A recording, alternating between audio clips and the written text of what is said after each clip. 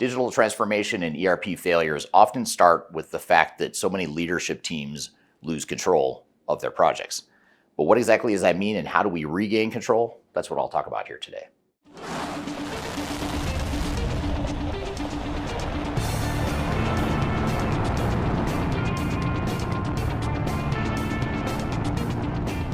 My name is Eric Kimberling. I'm the CEO of Third Stage Consulting. We're an independent and technology agnostic consulting provider that helps clients throughout the world with their digital transformation journeys. And I'm also with Lander Talent, which provides ERP and IT staffing for organizations trying to build their digital transformation teams. And one of the most common dynamics we see in ERP failures and digital transformation projects that are troubled is the fact that so many project teams and leaders completely outsource control and responsibility for the project to outside third parties. Whether it's because you have an ERP software vendor that proclaims to have industry best practices baked into their software, or whether it's because the system integrator insists that they'll take the entire project on for you without you having to worry about it, and or if it's because you have an internal team that doesn't know much about digital transformations and doesn't really know how to approach the project. These are all some of the dynamics that feed into the tendency for organizations to want to just relegate responsibility to an outside third party. And I get it. It sounds good in theory to say, hey, let's just bring in the experts. They've done this before. They know what they do. They know what they're good at. We are good at running a business, but we're not good at digital transformation or ERP projects. Sounds good in theory, but the reality is you don't want a bunch of technologists coming in to decide for you how your business is going to look in the future. Yes, they can help build technology, but it's ultimately you, the client, the internal project team, that has to decide what you want to be when you grow up, what your strategic priorities are, how you want your business processes to work. And you ultimately need to be the ones to provide the guardrails to ensure that the way technology gets deployed is something that's actually going to work for your business. It'll probably work for the technologist side of things, but the question will become, will it work for your business? And so that's the key thing that's missing in many of these projects. So what I want to do today is talk about the dynamic of how companies oftentimes end up losing control of their projects and what you can do to regain control and or ensure that you don't ever lose control in the first place.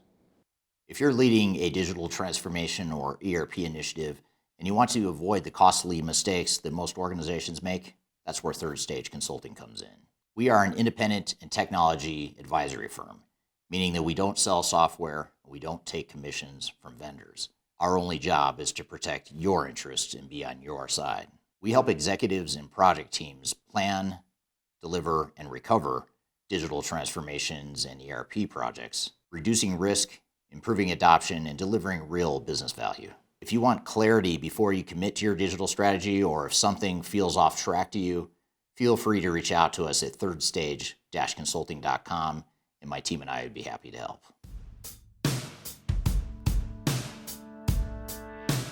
The first way organizations oftentimes lose control of their digital transformations is contractually. They end up ceding control to a software vendor who has an open checkbook to potentially raise prices on software costs in the future, and or an implementation services provider that is taking on decision-making authority for the client. My team and I were recently working with a global Fortune 500 organization, very large, sophisticated organization with a very sophisticated procurement group, and they ultimately agreed to a contractual term prior to hiring us that allowed the Big Four system integrator to have ultimate decision-making authority over the project. And this was the system integrator's way of saying, hey, if we're going to be on the hook for the success of this project, we need to have ultimate decision-making authority, including decision-making authority over how you're going to run your business going forward. Now, we would strongly advise against agreeing to any sort of clause like that. And by the time we were engaged in the project, that ship had sailed. It was too late. They were already locked into that contractual term. But I did ask the CIO at the time why they agreed to that. And he said that the leadership team was concerned because the Big Four integrator threatened to walk away from the opportunity if they didn't give them complete decision-making authority. And it just baffled me. I was very surprised by it, but I also understand the pressure that leaders can sometimes find themselves in, especially when the pressure is applied by these third parties who you trust and assume are going to have your best interest in mind. So contractually, you want to make sure that you don't lock yourself into a situation where you're giving up decision-making authority. It may sound good and you may sound appealing because you think, I'm not a technologist, I don't know the software that's being deployed, so of course I want someone who knows the technology to make the decisions. But I would submit to you that it's not technological decisions that are important, it's the business decisions. And when it gets to the point where you have that inevitable conflict between technology and business, you need your internal business leaders to be the ones to mediate those conflicts and decide what's going to be best for the business. And then if we go back to the cost side of things, on the subscription software side of things, we want to make sure that we're not locking ourselves into an open-ended contract that allows vendors to unilaterally increase costs over time, which unfortunately is what most cloud software providers are doing right now in the ERP space. So protecting yourselves contractually, having an independent third party review those contracts with you and helping you negotiate those deals is something that can be very important in ensuring that you don't lock yourselves into a situation that you can't get out of later on. Another way that organizations are giving up control unknowingly to outside third-party vendors is in terms of flexibility. They're giving up a lot of the flexibility that they once had. Now, it's easy to look down on a custom-developed ERP system or a highly customized ERP system and say, that's technical debt, you're not future-proof, you need to get rid of that old software, you need to replace it with something more modern. That's great as a technologist to think that, but the reality is that old on-prem system probably served you pretty well for a certain amount of time, and it probably gave you a certain amount of flexibility that you're going to lose in this cloud ERP environment that we're finding ourselves in today. And that's something that's just the harsh truth of where we're headed with off-the-shelf software. And this is something that has not only short-term implications as you move through the transition to a new cloud ERP system, but it also has long-term implications too. So short-term, it just makes the adoption of new processes and new technologies very difficult because the software isn't as flexible as your on-prem system. It doesn't do what your highly customized environment might have done.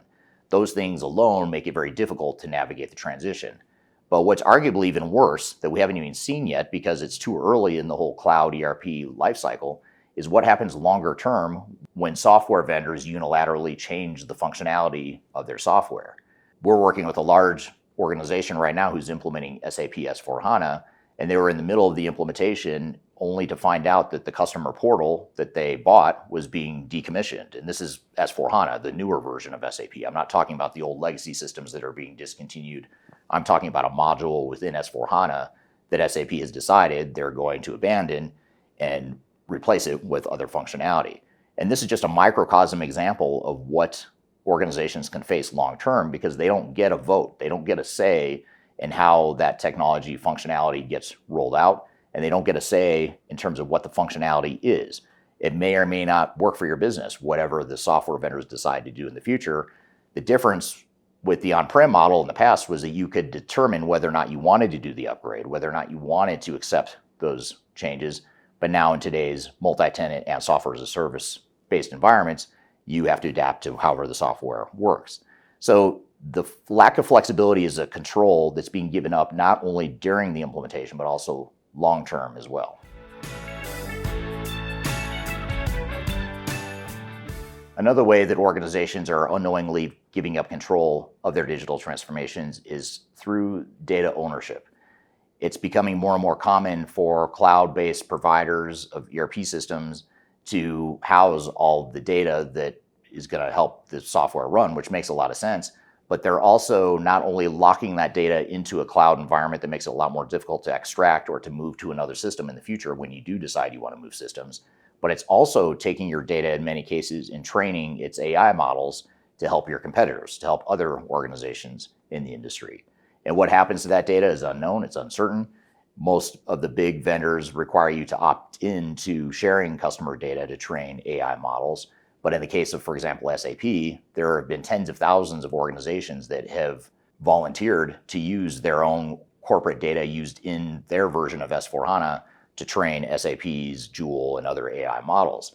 So that's okay because they agreed to it, but you have to wonder what the long-term implications are here. It seems as though a lot of organizations are giving up their IP, their data, their intellectual property, the things that are proprietary to them as an organization in the name of helping software vendors and potentially even helping your own competitors.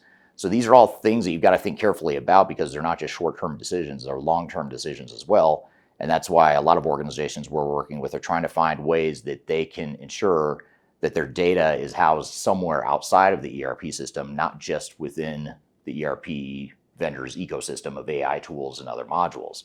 So that's why companies such as Palantir, ServiceNow, even Databricks, Snowflake, a lot of these third-party BI and AI and workflow-driven tools are allowing organizations to take a bit more control back to where they can house more of that information, more of that functionality in-house away from the cloud ERP providers.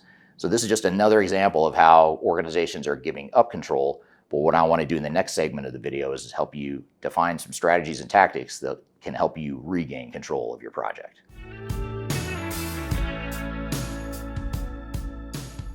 So what do we do about the fact that so many organizations have ceded control of their technologies and their digital transformation initiatives to third parties? Do we just have to accept that? Is this just the way it is? It's not true. That's the good news. The good news is there are things you can do to mitigate against these risks. First of all, it starts with your contracts. When you look at your software and your services, your implementation services contracts, it's important to really dive into that and understand what you're agreeing to, what's unspoken in the contract, such as the ability to raise costs on your subscriptions in the future, decision-making authority being ceded to outside third parties. Those are all things that you want to look for and negotiate and push back on with your third-party vendors. Another way that you can take back control is to make sure that you hedge your bets by not putting all of your eggs in one basket of one technology platform or provider.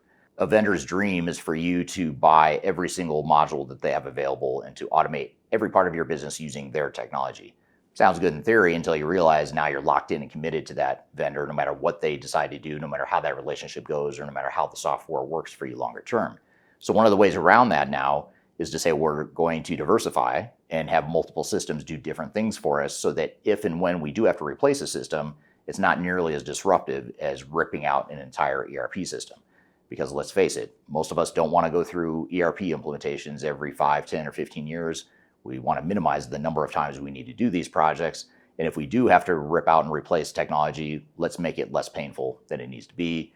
And a best of breed or composable ERP environment is one way to do that. And if you check my YouTube channel, by the way, I talk a lot about composable ERP, best of breed. So if you just search my channel, you'll find some additional videos on that topic as well. Another way we see organizations taking control back from their outside third-party vendors is to pursue and invest in platforms, not just applications, but a platform that allows you to not only take advantage of some off-the-shelf capabilities, but also allows you to build capabilities that you own, that you define, that you're able to manage in your own way, and that gives you a competitive advantage that you might not have otherwise had. Now, the good news with platforms is that there's a lot of them out there. You have standalone platforms that allow you to use a common tool set to build applications. But even the ERP vendors themselves provide platforms in many cases. Salesforce is probably the best known example. Even though they're a CRM provider, they actually have a very robust platform that allows people to create applications on top of it. Either third-party developers and software companies and or clients themselves can build applications within that Salesforce platform. So that's just one or two examples of what you can do, but a way to do that is to invest in these platforms so that you own the IP, you have control of what happens with your technology stack going forward, and you're not as committed all in on one specific application. And then a final way that I'd recommend helping ensure that you take control back of your project is to establish your own client-side PMO. The PMO that works for you represents only you, not the software vendor or vendors. Software vendor or vendors will provide their project managers, their technical leads, but you need a PMO that provides the overall overarching governance over those vendors. Now, the vendors love to be autonomous. They love to be in control, and they love to have complete ownership of the projects without a lot of transparency or oversight. So they won't like it, but it's the thing that's absolutely the best for your organization is to ensure you've got a PMO that can manage those parties and to tie everything together in a very integrated way. And if you don't have your own PMO, or even if you do have a PMO, you may not have the right digital transformation and ERP subject matter knowledge to be able to enforce some of these governance issues.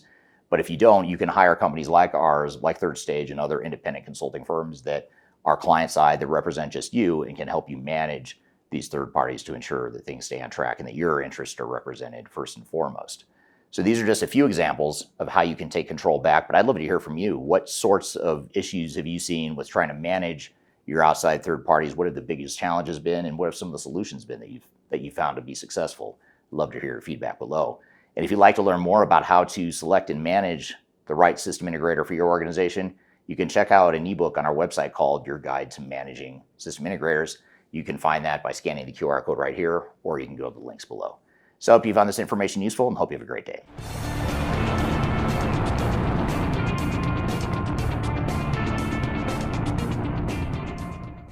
So what do you ensure that you don't is to what? I already forgot. Platforms. Platforms. Thank you.